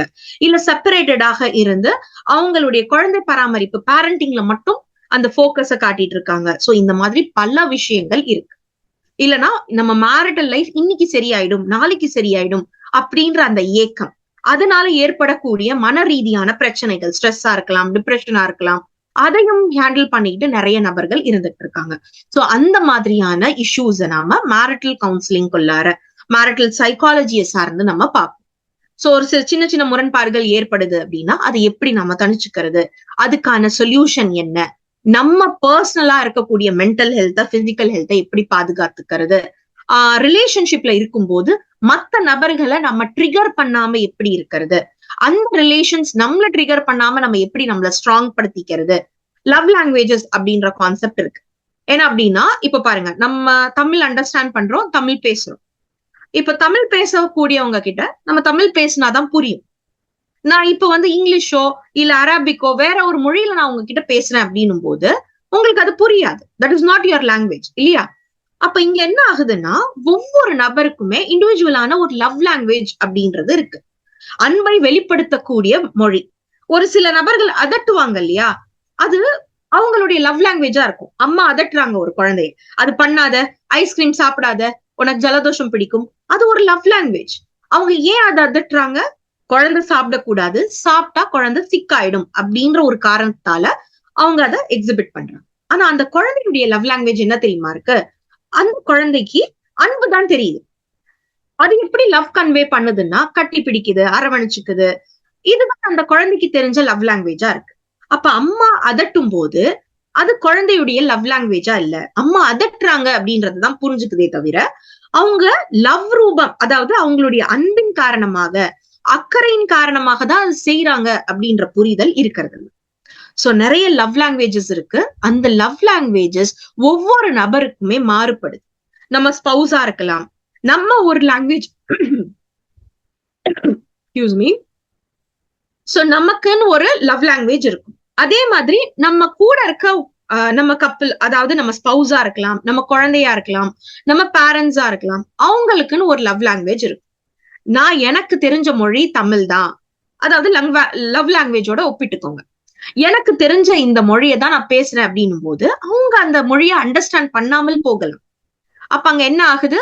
முரண்பாடுகள் ஏற்படுது. நான் அன்பை காட்டியும் அவங்க புரிஞ்சுக்க மாட்டேங்கிறாங்க, அதை ஏத்துக்க மாட்டேங்கிறாங்க. ஏன்னா அந்த ஏத்துக்கக்கூடிய மனநிலையில அவங்க இல்ல, அது அவங்களுக்கு புரிய மாட்டேங்குது. நீங்க செலுத்தக்கூடிய அன்பு, அக்கறை அவங்களுக்கு புரிய மாட்டேங்குது. ஏன்னா நீங்க ஃபாரின் லாங்குவேஜ்ல பேசிட்டு இருக்கீங்க, அவங்களுக்கு புரியாத ஒரு மொழியில பேசிட்டு இருக்கீங்க. சோ அந்த விஷயங்கள் இன்டெப்தாக இது எல்லாமே நம்ம டிஸ்கஸ் பண்ணுவோம். அடுத்ததாக என்ன அப்படின்னு பாத்தீங்கன்னா, இந்த மேரிட்டல் கவுன்சிலிங், அதாவது இந்த மேரேஜ முடிந்த அளவுக்கு நம்ம எப்படி தக்க வைக்கிறது அப்படின்றதுக்கான விஷயங்கள் நம்ம பார்ப்போம். அடுத்த கட்டமாக என்ன அப்படின்னா, ரிதன்யா அந்த கேஸ்லாம் நீங்க பார்த்திருப்பீங்க. சோ அவங்க டிவோர்ஸ நோக்கி போகாம அவங்க என்ன பண்ணாங்க, சூசைட் பண்ணிக்கலாம் அப்படின்ற ஒரு மைண்ட் செட்டுக்கு வந்து அந்த டெசிஷனை தான் எடுத்தாங்க. சோ இந்த மாதிரி பல நபர்கள், ஃபேமிலியில வயலன்ஸ் இருக்கலாம், ஃபேமிலியில அபியூஸ் இருக்கலாம். சோ ஏற்கனவே இருக்கக்கூடிய அந்த கலாச்சாரம் சார்ந்த விஷயங்கள், 1000 காலத்து பயிர், கல்லானாலும் கலவன், புல்லானாலும் புருஷன் அப்படின்னு சொல்லிட்டு நீங்க சேர்ந்துதான் வாழணும் அப்படின்ற திணிப்பு கிடையாது. டிவோர்ஸஸ் ஹைக்ல இருக்கு, நான் கவுன்சிலிங் பண்றேன், நான் ஃபேமிலி கவுன்சிலரா இருக்கேன், சைக்காலஜிஸ்டா இருக்கேன், நான் டிவோர்ஸே நான் சொல்ல மாட்டேன் அப்படின்றது கிடையாது. ஒவ்வொரு நபருக்கும் ஒவ்வொரு ஃபேமிலி சிச்சுவேஷன் அப்படின்றது மாறும். ஒரு நபருக்கு அங்க என்ன தேவைப்படலாம், அந்த அபியூஸ்ல இருந்து அவங்க வெளியில வந்தாகணும், அவங்கள காப்பாத்திக்கணும். ரிலேஷன்ஷிப் காப்பாத்த முடியலன்னா பரவாயில்ல, அவங்க செல்ஃபை அட்லீஸ்ட் அவங்க காப்பாத்திக்கணும், வேற ஒரு ரிலேஷன்ஷிப் தேடி அவங்க போக முடியும். சோ இந்த மாதிரியான நேரங்கள்ல டிவோர்ஸை சார்ந்த counselling, grief counselling and therapy அப்படின்லாம் சொல்லுவாங்க. ஏன்னா ஒரு மேரிட்டல் லைஃப்ல இருந்து ஒரு நிறைய ட்ராமாவை அனுபவிச்சிருப்பாங்க. எல்லா நபர்களுக்குமே என்னவாக இருக்கும் அப்படின்னா, நான் ஒரு சிறந்த லைஃப்குள்ளார என்டர் ஆக போறேன், நிறைய ஃபேண்டசிஸ், நிறைய எதிர்பார்ப்புகள், இது எல்லாமே இருக்கும். அது கிடைக்கல அப்படின்னும் போது அவங்க இமோஷனலாக பாதிக்கப்படுறாங்க. சில நேரங்கள்ல அந்த அபியூஸ் பினான்சியல் அபியூஸாக கூட இருக்கலாம், டவுரி டார்ச்சரா இருக்கலாம், இவங்களை பினான்சியலா எக்ஸ்ப்ளாய்ட் பண்ண விஷயமாக இருக்கலாம். சோ அந்த ட்ராமால இருந்துலாம் அவங்க எப்படி வெளியில வர்றது, பிசிக்கல் அசால்ட் எல்லாம் நடந்திருக்குன்னா அதுல இருந்து அவங்க எப்படி வெளியில வர்றது, அதை சார்ந்து அவங்களுக்கு இருக்கக்கூடிய லீகலான இம்ப்ளிகேஷன்ஸ் என்ன, கவர்மெண்ட், நான் கவர்மெண்டல் ஆர்கனைசேஷன்ஸ் அவங்களுக்கு என்னென்ன அணுகுமுறைகளை வச்சிருக்கு, என்ன முறையில அவங்க தீர்வை நோக்கி போக முடியும், உளவியல் சொல்லக்கூடிய தீர்வுகள் கவுன்சிலிங் ரூபமாக இருக்கலாம், தெரப்பி ரூபமாக இருக்கலாம், அதெல்லாம் என்ன இருக்கு அப்படின்றத நம்ம பார்ப்போம். சரி, ஒரு ரீமேரேஜ்குள்ளார போறாங்க அப்படின்னா கூட அவங்க எப்படி அந்த மென்டலி அவங்க எப்படி அதுக்காக ப்ரிப்பேர் ஆகுறது, இந்த ட்ராமா இந்த கிரீஃப் எல்லாம் தாண்டி அவங்க எப்படி அதுக்காக மென்டலி ப்ரிப்பேர் ஆகுறது, இந்த மேரேஜ்ல இருந்து ஒரு குழந்தைங்க இருக்காங்க அப்படின்னும் போது அந்த குழந்தைங்களுடைய பராமரிப்பு பேரண்டிங் அதுல எப்படி ஃபோக்கஸ் பண்றது, அதை சார்ந்த பல விஷயங்கள் நம்ம பார்ப்போம். ஓகே, சரி, ப்ரீ மேரிட்டல் பார்த்தோம், மேரிட்டல் பார்த்தோம். அந்த மேரேஜ் சரியாக போகல அப்படின்னும் போது டிவோர்ஸ்க்கானது, ரீமேரேஜ்க்கான கவுன்சிலிங்காக இருக்கலாம். அடுத்த முக்கியமான டாபிக் என்ன அப்படின்னு பாத்தீங்கன்னா பேரண்டிங். சோ 2 நபர்கள் இணைறாங்க, அடுத்த கட்டமாக இருக்கக்கூடிய ஸ்டேஜ் என்ன அப்படின்னு பாத்தீங்கன்னா they become the parents, they welcome the younger generation. So என்ன அப்படின்னு பாத்தீங்கன்னா நம்ம ஜெனரலாகவே சொல்லுவோம் husband and wife can divorce but father and mother can't. எல்லாருமே என்ன அப்படின்னு பாத்தீங்கன்னா கப்பிள்ஸாக இருக்கிற வரைக்கும் நீனா அப்படின்ற போட்டி இருக்கும். ஆனா அந்த கப்பிள் ரிலேஷன்ஷிப்குள்ளார இருந்து அவங்க பேரண்ட்ஹுட் அட்டென்ட் பண்ணிட்டாங்க அப்படின்னா அவங்களுடைய ஃபோக்கஸ் எல்லாம் எங்க இருக்கும்னா குழந்தைங்களுக்கு என்ன முக்கியம், அவங்க பிசிக்கல் ஹெல்த், இது சாப்பிட்டா குழந்தைக்கு ஒத்துக்காது, இந்த நேரத்துல டிராவல் பண்ணா குழந்தைக்கு ஒத்துக்காது, இந்த ஸ்கூல் குழந்தைக்கு நல்லா இருக்கும், அவ நல்ல நாலேஜ் கத்துப்பா, அவளுக்கு நல்ல ஸ்கில்ஸ் டெவலப் ஆகும். சோ எல்லா விஷயங்களுமே எது சார்ந்து இருக்கும்னா அவங்க முற்றிலுமாக அந்த பேரண்ட்ஹுட்குள்ளார அவங்க வந்துடுறாங்க. சோ இந்த பேரண்டிங் அப்படின்றதுமே ஒரு நபருக்கும் மாறுபடுது. இதுலயுமே நிறைய முரண்பாடுகள் இருக்கு. இப்ப ரெண்டு பேரண்ட்ஸ் இருக்காங்க இல்லையா, அம்மாவும் இருக்காங்க அப்பாவும் இருக்காங்க. அம்மாவை சார்ந்த ஃபேமிலியும் இருக்கு, அப்பாவை சார்ந்த ஃபேமிலியும் இருக்கு. இவங்களுக்கு இருக்கக்கூடிய அந்த கல்ச்சுரல் பேக்ரவுண்ட், சொசைட்டல் பேக்ரவுண்ட், மத்த நபர்களுடைய இன்ஃப்ளூயன்ஸ், இது எல்லாமே இருக்கு. அது எல்லாம் எங்க வெளிப்படும், பிஹேவியர்ல தான் வெளிப்படும். அப்ப ஒவ்வொரு நபருக்கும் இந்த பேரண்டிங் ஸ்டைல் ஆனது மாறுது.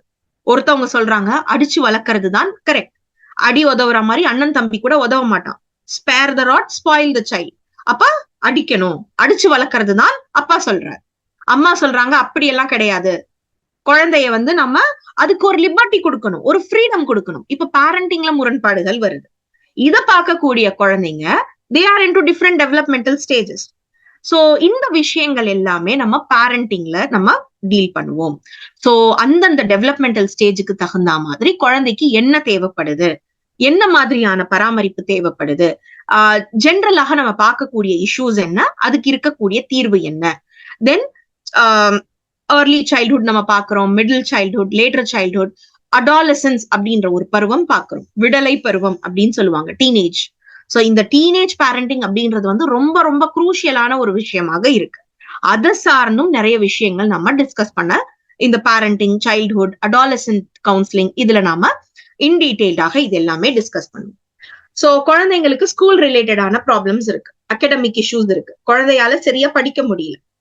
அதுக்கு என்ன ரீசன் அப்படின்னா நம்ம எஜுகேஷன் சைக்காலஜி எடுத்து பார்த்தோம் அப்படின்னா அகடமிக் பெர்ஃபார்மன்ஸ் லோவா இருக்கு அப்படின்னும் போது அந்த குழந்தைக்கு தான் ஸ்கில் இல்ல போல இருக்கு, அந்த குழந்தைக்கு தான் ஐக்யூ இல்ல போல இருக்கு, அந்த கான்செப்ட்ல நம்ம பார்ப்போம். சோ ஸ்கூல் கவுன்சிலர்ஸாக இருக்காங்க அப்படின்னா. ஆனா அதை தாண்டி என்னன்னா பேக்ரவுண்ட்ல இவங்களுக்கு ஃபேமிலி ஃபேக்டர் அப்படின்றது ஒண்ணு இருக்கும், என்விரான்மெண்டல் ஃபேக்டர், சோசியல் ஃபேக்டர்னு சொல்ற மாதிரி ஃபேமிலியுடைய இன்ஃப்ளூயன்ஸ். குழந்தைக்கு எல்லா ஸ்கில்ஸுமே நல்லா தான் இருக்கு, ஐக்யூ நல்லா தான் இருக்கு, ஸ்கூல்ல நல்லா தான் சொல்லி கொடுக்குறாங்க. ஆனா ஏன் அகடமிக் பெர்ஃபார்மன்ஸ் லோவா இருக்கு அப்படின்னா இங்க பேரண்டல் கேர் அப்படின்றது கிடைக்கல. மாறாக பேரண்ட்ஸ் சண்டை போட்டுக்கிறாங்க, ஒருத்தர் தாக்கி பேசிக்கிறாங்க. அதை பார்க்கக்கூடிய குழந்தை என்ன ஆகுது அப்படின்னா மன ரீதியாக பாதிக்கப்படுது. அந்த காஸ்னால அதனால ஃபோக்கஸ் பண்ண முடியல. சோ இந்த மாதிரியான விஷயங்கள், சோ ஃபேமிலி ரிலேட்டட் என்னென்ன விஷயங்கள் இருக்க முடியுமோ அது எல்லாமே நம்ம டிஸ்கஸ் பண்ணுவோம். ஓகே, ஒரு சில வல்னரபிள் குரூப் அப்படின்றது இருக்கும். நம்ம ஏற்கனவே சொன்ன மாதிரி வயலன்ஸ் அப்படின்றது இருக்கு, ஃபேமிலில அபியூஸ் அப்படின்றது இருக்கும். அதாவது ஹஸ்பண்ட் அண்ட் ஒய்ஃப்குள்ளாரே இந்த அபியூஸ் இருக்கணும்னு இல்ல, இன்லாஸ் உடைய அபியூஸ் நம்ம பாக்குறோம். அது மாமியார் மாமனாருடைய கொடுமையா இருக்கலாம், இல்ல மருமக மாமியார் மாமனாருக்கு செய்யக்கூடிய கொடுமையா இருக்கலாம். ஒரு சில ஃபேமிலிஸ்ல தன்னுடைய பேரண்ட்ஸே தன் குழந்தைங்களுக்கு செய்யக்கூடிய அபியூஸா இருக்கலாம். இல்ல ரீமேரேஜ் ஆகி ஸ்டெப் ஃபேமிலிஸ் இருக்குன்னா ஸ்டெப் பேரண்ட்ஸ் செய்யக்கூடிய கொடுமைகளாக இருக்கலாம். அப்ப வல்னரபிள் குரூப்ஸ்ல இந்த மாதிரியான வயலன்ஸ் ஃபேமிலி செட்டப்ஸ்குள்ளார நம்ம காமனா என்ன பாக்குறோம், அதனால ஏற்படக்கூடிய பாதிப்புகள் என்ன, அதுக்கு இருக்கக்கூடிய தீர்வு என்ன அப்படின்றத நம்ம பார்ப்போம். சோ லைஃப் டிரான்சிஷன்ஸ்ல மேஜரா டிவோர்ஸ் அப்படின்ற ஒரு விஷயம் நம்ம பார்த்தோம். அடுத்ததாக என்ன அப்படின்னு பாத்தீங்கன்னா எக்ஸ்ட்ரா மேரிட்டல் அஃபேர்ஸ் அப்படின்றது அதிகமாக இருக்கு. சோ டெக்கேட்ஸ் பேக் சில அதாவது ஒரு 30 வருஷம் அப்படிலாம் நீங்க பின்னாடி போய் பாத்தீங்கன்னா இந்த மீடியாவுடைய தாக்கம் இல்லாததுக்கு முன்னாடி, சோசியல் மீடியாவா இருக்கலாம், டிஜிட்டல் உலகத்தினுடைய தாக்கம் இல்லாததுக்கு முன்னாடி கொஞ்சம் அதாவது ஸ்பெசிபிக்கான எக்ஸ்போஜர் தான் நபர்களுக்கு இருந்தது. இப்ப பல நபர்கள் கூட பழகுறதுக்கான வாய்ப்புகள் இருக்கு, ஃபேஸ்புக் வழியாக, இன்ஸ்டாகிராம் வழியாக. அப்ப நம்ம நிறைய நியூஸ்ல பாக்குறோம், நிறைய சோசியல் ரீதியான பாதிப்புகள் ஏற்பட்டிருக்கு. அப்ப அந்த லாசஸ், அந்த பிட்ரேயல், லாஸ் ஆஃப் ட்ரஸ்ட் அப்படின்றது ஃபேமிலிக்குள்ளார நடக்குது. எக்ஸ்ட்ரா மேரிட்டல் அஃபேர்ஸ் நம்ம அதிகமாக பாக்குறோம். ஒரு ஃபேமிலி அப்படின்ற கட்டமைப்பே பேசிக்கான விஷயம் என்ன, பில்லர் என்ன, ஃபவுண்டேஷன் என்ன அப்படின்னு பாத்தீங்கன்னா ட்ரஸ்ட் அண்ட் கமிட்மெண்ட். இந்த ஃபேமிலி, இதுதான் என்னுடைய ஃபேமிலி, இவங்கதான் எனக்கான நபர் அப்படின்ற கமிட்மெண்ட் அங்க இருக்கணும். ஒவ்வொரு நபருக்கும் அந்த ட்ரஸ்ட் அப்படின்றது இருக்கணும். ஆனா இன்றைய சூழ்நிலையில அந்த ட்ரஸ்ட்ங்கிறது யாருக்குமே இல்லாததை நம்ம பார்க்கிறோம். நிறைய லைஃப் சேஞ்சஸ், ஒரு டிரான்ஸ்பர் ரூபத்துல இருக்கலாம், ஒரு மாற்று கலாச்சாரத்துக்கு போகிறதாக இருக்கலாம். இது எல்லாமே அந்த ஃபேமிலி கட்டமைப்புக்குள்ளார ஒரு பிரிவினையை ஏற்படுத்துது. ஃபார் எக்ஸாம்பிள், இப்ப குழந்தைங்க கரியர் ஓரியன்டா வெளிநாட்டுக்கு போறாங்கன்னு வச்சுக்கோங்க. இப்ப பேரண்ட்ஸ் ஒரு டெவலப்மெண்டல் ஸ்டேஜ்ல இருக்காங்க, எல்டர்லி ஸ்டேஜ்ல இருக்காங்க, இல்ல லேட்டர் மிடில்ஹுட்ல இருக்காங்க. இது வரைக்கும் எல்லாத்தையுமே கான்ட்ரிபியூட் பண்ணிட்டு இருந்த பேரண்ட்ஸ், இவங்க உலகமே நம்ம பார்த்தோம். பேரண்ட்ஹுட் வந்த உடனே இவங்க உலகம் ஃபுல்லாவே குழந்தைங்களை சுத்தி தான் இருக்கும். குழந்தைக்கு என்ன பிடிக்கும், குழந்தைக்கு எது கம்ஃபர்டபுளா இருக்கும், எந்த ஸ்கூல் பெட்டரா இருக்கும், எவ்வளவு பினான்ஸ் நான் அரேஞ்ச் பண்ணணும், எல்லாமே அதை போக்கஸ்டா தான் இருக்கும். அவ்வளவு பார்த்து செஞ்சுட்டு இருந்த அந்த குழந்தை 25 இயர்ஸ் அந்த குழந்தை இண்டிவிஜுவல் ஆனதுமே கரியரை நோக்கி இல்ல மேரிட்டல் பாண்டுக்குள்ளார அவங்க பேரண்ட்ஸ் பிரிஞ்சு போறாங்க. சோ இதுதான் லைஃப் உடைய டிரான்சிஷன், ஒரு சேஞ்ச், மாற்றம் ஒன்றுதான் மாறாதது. அப்ப இந்த மாற்றங்கள் எல்லாம் வரும்போது மன ரீதியாக பல நபர்கள் பாதிக்கப்படுறாங்க. அதை எப்படி டாக்கிள் பண்றதுன்னு தெரியாம அந்த ஃபேமிலியுடைய கட்டமைப்புக்குள்ளார கோபத்தை வெளிப்படுத்திடுறது, நீங்க ரொம்ப செல்ஃபிஷா இருக்கீங்க அப்படின்ற மாதிரி நம்ம வெளிப்படுத்துறது எல்லாம் என்ன பண்ணுதுன்னா அந்த சின்ன முரண்பாடுகள், அந்த இமோஷன்ஸை ஹேண்டில் பண்ண முடியாத ஒரு விஷயம் ஒரு பெரிய பாதிப்பாக மாறி அது ஒரு பெரிய ஒரு விஷயமாக, ஒரு ஸ்ட்ரெஸ் காசிங் விஷயமாக, ஒரு டிப்ரெஷனாக உருவெடுக்குது. அப்ப அதுக்கான தீர்வு என்ன அப்படின்றதெல்லாம் நம்ம பார்ப்போம். கலாச்சாரம் சார்ந்து நிறைய திணிப்புகள் நம்ம பார்த்துட்டு இருக்கோம். ஒவ்வொரு நபருக்கும் சோசியோ எக்கனாமிக் ஸ்டேட்டஸ் அப்படின்றது மாறுது, பொருளாதாரம் ரீதியாக மாறுபடுறோம். சோசியல் மீடியால பாக்குறோம், அவங்க ரொம்ப சூப்பரா ஹைஃபையான லைஃப் ஸ்டைல்ல இருக்காங்க அப்படின்றத கம்பேர் பண்ணி என் ஹஸ்பண்ட் எனக்கு எதுவுமே ப்ரொவைட் பண்ண மாட்டேங்கிறாங்க, ரொம்ப வேஸ்ட். சோ இருக்கக்கூடிய யதார்த்தமான உண்மையான வாழ்க்கையில ரீல் உலகத்தினுடைய இன்ஃப்ளூயன்ஸ் எங்க நடக்குது, ரியல் ரிலேஷன்ஷிப்குள்ளார நம்ம பாக்குறோம். அதனால ஏற்படக்கூடிய பிரச்சனைகள், பல கலாச்சாரம் சார்ந்து ஏற்படக்கூடிய விஷயங்கள், ஸ்பிரிச்சுவல் ஃபேக்டர்ஸ் கூட நம்ம பார்ப்போம். என்னன்னா ஒவ்வொரு நபருக்குமே அந்த ஆன்மீகம் சார்ந்த டிஃபரன்ஸ் ஆஃப் ஒப்பீனியன்ஸ் இருக்கலாம். இன்டர் காஸ்ட் மேரேஜ் இருக்கு அப்படின்னா ஒவ்வொருத்தருக்கும் தனித்துவமான அந்த இண்டிவிஜுவாலிட்டி இருக்கலாம். சோ இதை சார்ந்து ஜெண்டர் ரோல்ஸ் இருக்கு. அதாவது காலம் காலமாக என்ன சொல்லுவாங்க அப்படின்னா ஆண்கள் அழக்கூடாது, பெண்கள் சத்தமா சிரிக்க கூடாது, பெண்கள் சத்தமா பேசக்கூடாது. சோ ஒவ்வொரு கலாச்சாரத்துக்கும் இது மாறும். நான் எங்க ஊர் சார்ந்து ஒரு சில விஷயங்கள் சொல்றேன், வேற நாட்டுல வேற சில விஷயங்கள் கலாச்சாரம் சார்ந்து இருக்கும். நாம இங்க சகஜமா பார்க்கக்கூடிய விஷயங்கள் அங்க ரொம்ப தப்பான விஷயமாக இருக்கும். சோ இந்த இன்ஃப்ளூயன்சஸ் எல்லாம் ஏற்பட்டிருக்கு. லிவ் இன் ரிலேஷன்ஷிப், LGBT, அதாவது சேம் செக்ஸ் மேரேஜஸ், இது எல்லாமே நம்ம பார்த்துட்டு இருக்கோம். ஜாயிண்ட் ஃபேமிலி சிஸ்டம் போய் நியூக்ளியர் ஃபேமிலி சிஸ்டமும் இன்னும் சிதைவுகளை பார்த்து இப்ப சிங்கிள் பேரண்டிங் எல்லாம் நம்ம பாக்குறோம், செப்பரேட்டட் ஃபேமிலிஸ பாக்குறோம். சோ இது எல்லாத்துக்கும் இருக்கக்கூடிய தீர்வுகள் என்ன? சோ டீடைல்டான அசஸ்மெண்ட்ஸ், நமக்கு இந்த ஃபேமிலியுடைய கான்செப்ட்ஸுக்கு என்னென்ன அசஸ்மெண்ட் டூல்ஸ் தேவையோ அந்த அசஸ்மெண்ட் டூல்ஸை நம்ம டிஸ்கஸ் பண்ணுவோம். ஒரு சில தெரப்பீஸ், ரொம்ப முக்கியமான தெரப்பீஸ், இதுக்கான கவுன்சிலிங் ஸ்கில்ஸாக இருக்கலாம், தெரப்பீஸா இருக்கலாம், அதையும் நாம டிஸ்கஸ் பண்ணுவோம். சோ கவுன்சிலிங் ஸ்கில்ஸ் அப்படின்னு எடுத்துக்கும் போது கவுன்சிலிங்க சார்ந்து நிறைய மிஸ்கன்செப்ஷன்ஸ் இருக்கு. அவங்க என்ன பண்ணுவாங்க, சும்மா அட்வைஸ் தானே கொடுப்பாங்க, அதுக்கு நம்ம எதுக்கு பே பண்ணணும், அதுக்கு எதுக்கு நம்ம கவுன்சிலர் கிட்ட போகணும், பெரியவங்க கிட்ட போனா அவங்க பஞ்சாயத்து செஞ்சு வைக்க போறாங்க. சோ கவுன்சிலிங்கும் இந்த வீட்டுல நடக்கக்கூடிய அந்த பஞ்சாயத்துக்கும் ஒப்பிடுறது, கவுன்சிலருக்கும் வீட்டுல இருக்கக்கூடியவங்களும் சும்மா அட்வைஸ் தானே கொடுக்க போறாங்க அப்படின்ற மாதிரியான நிறைய மிஸ்கன்செப்ஷன்ஸ் இருக்கு. ப்ரொஃபஷனல் கவுன்சிலிங்னா என்ன, அது என்ன டார்கெட் பண்ணி இருக்கும், அது எப்படி இருக்கணும், எத்திக்கலா ப்ரொஃபஷனலா ஒரு சில செட் ஆஃப் ரூல்ஸ் அப்படின்றது இருக்கு. ஒரு ஸ்பெசிபிக்கான ஸ்கில் ஒரு கவுன்சிலருக்கு தேவை. நீங்க ஒரு கவுன்சிலராக மாறுறீங்கன்னா அந்த ஸ்கில்ஸை நீங்க டெவலப் பண்ணிக்கணும். அந்த எத்திக்கல் பிரின்சிபிள்ஸோட தான் நீங்க பிராக்டிஸ் பண்ணணும். ஸோ அந்த விஷயங்கள் நாம பார்ப்போம். தென் ஸோ இண்டிவிஜுவல் தெரப்பி அப்படின்ற விஷயம் இருக்கும். தனியாக இப்ப 2 கப்பிள் சண்டை போட்டுக்கிறாங்க அப்படின்னும் போது ஒரு ஹஸ்பண்டையோ ஒய்ஃபையோ கூப்பிட்டு நாம அவங்களுக்கான கவுன்சிலிங் கொடுக்கறது, தெரப்பியூட்டிக் அப்ரோச்சஸ் கொடுக்கறது அப்படின்றது இருக்கும். இல்ல நம்ம கப்பிளாக கொண்டுட்டு வர்றது, சோ ஃபேமிலியை இன்வால்வ் பண்றது, கப்பிள் தெரப்பின்னு இருக்கு, ஃபேமிலி தெரப்பி அப்படின்றது இருக்கு. இப்ப சார் சொன்ன மாதிரி சமுதாயத்திலேயே நம்ம பேஸ் பண்ணி ஒரு ப்ரீ மேரிட்டல் கவுன்சிலிங் அப்படின்றத ஒரு குரூப் தெரப்பியா கூட நீங்க உங்களுடைய சமுதாயத்துல நீங்க கொடுக்கலாம். ஒரு கம்யூனிட்டி பேஸ்டாக நீங்க அதை எடுத்துட்டு போகலாம், இல்ல ஒரு சோசியல் நெட்வொர்க்கிங்காக நீங்க அதை எடுத்துட்டு போகலாம். சோ என்ன அப்படின்னா, நிறைய நபர்கள் மேரேஜ் அப்படின்றது வந்து நிறைய ஃபேண்டசிஸ் நிறைஞ்சதாக இருக்கும். பிராக்டிக்கலாக அவங்க என்ன எக்ஸ்பீரியன்ஸ் பண்ண போறாங்க, அதை எப்படி அவங்க ஹேண்டில் பண்ணணும் அப்படின்ற விஷயங்கள் எல்லாம் இந்த குரூப் தெரப்பி மூலியமாக நீங்க ஒர்க் ஷாப்ஸ் மூலியமாக நீங்க அதை கன்வே பண்ணலாம். சோ அதுக்கான கைட்லைன்ஸ், அதுக்கான பேசிக்காக இருக்கக்கூடிய விஷயங்கள், எத்திக்ஸாக இருக்கலாம், ப்ரொஃபஷனல் பிராக்டிஸ்ல நீங்க கடைபிடிக்கக்கூடிய விஷயங்கள், லீகலாக இருக்கக்கூடிய அந்த ஃப்ரேம் ஒர்க்ஸ், அந்த ஸ்டாண்டர்ட் ப்ரொஃபஷனல் பிராக்டிஸ் அப்படின்னு சொல்லுவோம் இல்லையா, அதுக்கு பேசிக்காக இருக்கக்கூடிய விஷயங்கள் அத்தனையுமே வந்து நம்ம இதுல டிஸ்கஸ் பண்ணுவோம். சோ இது எல்லாமே சிலபஸ்ல கவர் ஆனதுக்கு அப்புறமா இதனோடய நீங்க என்னன்னா அசஸ்மெண்ட்ஸ் பண்ணுவீங்க. அதாவது உங்களை சார்ந்து இருக்கக்கூடிய கேஸ் ஸ்டடி, உங்க ஃபேமிலியில இருக்கலாம், இல்ல உங்களுக்கு தெரிஞ்ச நெட்வொர்க்ல இருக்கலாம், அந்த கேஸ் ஸ்டடிஸை எடுத்து இந்த பிராக்டிக்கல் டூல்ஸ், அசஸ்மெண்ட் டூல்ஸா இருக்கலாம், தெரப்பீஸா இருக்கலாம், அதெல்லாம் நம்ம ஃபாலோ பண்றது. ஒரு ரோல் பிளே மாதிரி பிராக்டிக்கலான கவுன்சிலிங் செஷன், கவுன்சிலருக்கும் கவுன்சிலிக்கும் இருக்கக்கூடிய அந்த பிராக்டிக்கலான செஷன் எப்படி போக போகுது, எப்படி நாம ஒரு கிளைண்ட் வந்தா எப்படி நாம அணுகணும், அந்த மாதிரியான விஷயங்கள் எல்லாமே நம்ம பிராக்டிக்கல் அண்ட் எக்ஸ்பீரியன்ஷியல் லேர்னிங்ல நம்ம பார்ப்போம். So this is all for the day. நம்ம இங்க ஸ்டாப் பண்றேன் நானு. So any doubts so far discuss பண்ணதுல என்ன டவுட்ஸ் இருக்கா?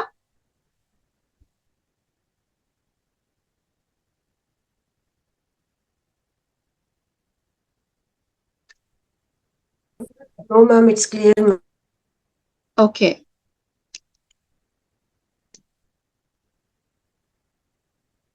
கரீம் சார், உங்க மைக் மியூட்டா இருக்கு.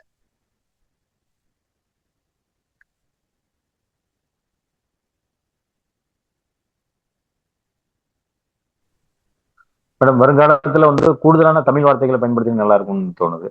Okay. நிறைய ஆங்கில வார்த்தைகள் இருக்கிறதுனால சின்ன கொஞ்சம் Okay. சிரமம் இருக்கு. சரி, பைலிங்குவலா போவோம். ஆல்ரைட், வேற என்ன டவுட்ஸ் இருக்கா?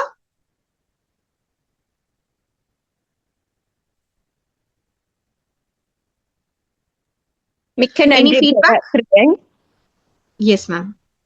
மிக்க நன்றி பேராசிரியை, தெளிவா இருக்கு. தேங்க்யூ. ஓகே, சோ இந்த செஷன்ல இருந்து, இந்த கோர்ஸ்ல இருந்து உங்களுக்கு இருக்கக்கூடிய எக்ஸ்பெக்டேஷன்ஸ் என்ன அப்படின்றதையும் நீங்க வாட்ஸ்அப் குரூப்ல நீங்க கன்வே பண்ணலாம். We all will be connected. நம்ம எல்லாருமே வாட்ஸ்அப் குரூப்ல கனெக்டடாக தான் இருப்போம். சோ உங்களுடைய விஷயங்களை நீங்க பகிர்ந்துக்கலாம். ஓகே, இன்னைக்கு உள்ள ஒரு அறிமுக வகுப்பு. நாம தொடர்ச்சியா அடுத்த 6 மாசத்துல இந்த தலைப்புகள் எல்லாத்தையும் குறித்து விரிவா பார்க்க போறோம், படிக்க போறோம். அதோட மட்டும் இல்லாம சில டெக்னிக்ஸ், அது ரொம்ப முக்கியம். ஏன்னா வந்து ஆலோசனையா பேசுறது, வழிமுறைகளை சொல்றது அப்படிங்கிறது டீச் பண்ணாம கூட சில பேர் செஞ்சிட முடியும். ஆனா டெக்னிக்ஸை வந்து உரிய பயிற்சி இல்லாம செய்ய முடியாது. ஸோ அதனால மனோரியல் ரீதியான பல்வேறு பயிற்சிகள் மற்றும் அது சார்ந்த நுட்பங்களை நாம இந்த 6 மாத பயிற்சி வகுப்பில் கற்றுக்கொள்ள இருக்கிறோம். அதே போன்று நமக்கு இன்னும் அட்மிஷன் வாய்ப்பு இருக்கிறது. எனவே உங்களை சார்ந்தவர்கள், நீங்கள் அறிந்தவர்கள், இந்த துறைக்கு பொருத்தமானவர்கள் என்று நீங்கள் யாரையாவது கருதினால், அவர்கள் விரும்பினால் மிக வேகமாக, மிக சீக்கிரமாக இன்னும் ஒரு 10 இடங்கள் வரை நாம் பயன்படுத்தி கொள்ளலாம். எனவே உங்களை சார்ந்தவர்கள் யாரேனும் இந்த வகுப்பில் இணைய வேண்டும் என்று கருதினால் உடனடியாக என்னை தொடர்பு கொள்ள உங்களை அன்போடு கேட்டுக்கொள்கிறேன். நீ வரக்கூடிய திங்கட்கிழமை, திங்கள், செவ்வாய், புதன், எல்லா வாரமும் ஒரு நாளும் நாங்கள் வகுப்பை நினைவுபடுத்த வேண்டியதில்லை. நீங்கள் திங்கட்கிழமைனாலே திங்கட்கிழமை, செவ்வாய்க்கிழமை, புதன்கிழமை 3 நாட்கள் வாரத்தில் 10 முதல் 11 வரை, அதிகபட்சம் ஒரு 11, 15 வரை இந்த வகுப்பு நடைபெறும். எனவே தவறாமல் அனைவரும் இந்த வகுப்பில் கலந்து கொள்ள உங்களை அன்போடு கேட்டுக்கொள்கிறேன். மிக்க நன்றி. Thank you sir. மிக்க நன்றி ஐயா. Thank you sir.